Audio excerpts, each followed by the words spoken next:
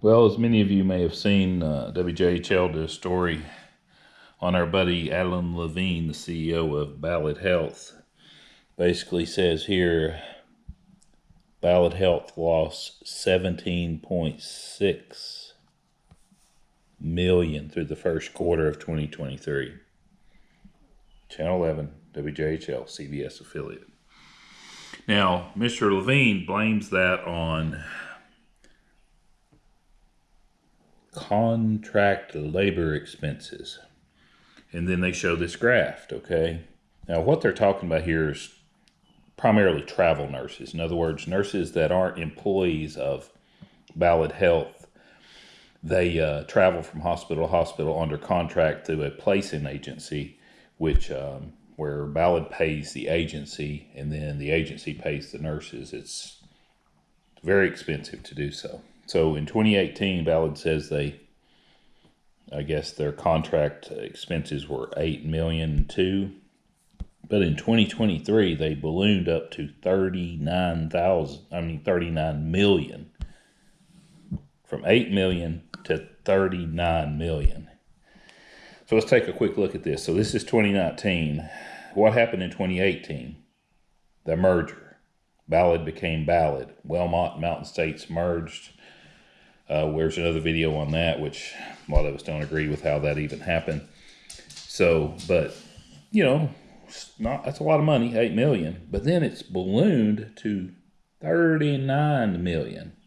Well, Mr. Levine, have you ever thought about something? It's because Ballad is the only choice of where you can work. So you can treat people however you want to. For example, there's an emergency department in a hospital, I won't say where it is, at night has no housekeeping, zero in that department. The rooms need to get turned over between patients. Guess who has to do it? The nurses. So why do you think all of a sudden the nurses don't want to work there? Well, number one, they don't have a choice because there's only one hospital system here, thanks to you and your political leanings and maneuvering. Number two, you've done away with benefits that Wellmont had in particular. The nurses no longer get those. Nobody wants to work for you, Levine. That's why you have to bring in all these outside nurses. It's ridiculous and it's dangerous. When you have local people taking care of local people, it's the best health care you can get. Mr. Levine, you've destroyed that for us. And it's costing you, and it's costing all of us. Let's take another look here, though, at something else. So you can see here about 2019, again, 8 million, 39 million. When that first started, Mr. Levine was making 2.2 million, okay? That's when this graph first started over here. Now, remember, they lost 17.6 million in the first quarter. When the graph first started, they lost more and more and more here up to 2023. So when that graph first started, 2.2 million is what Mr. Levine was making. What do you think he made on the last tax return?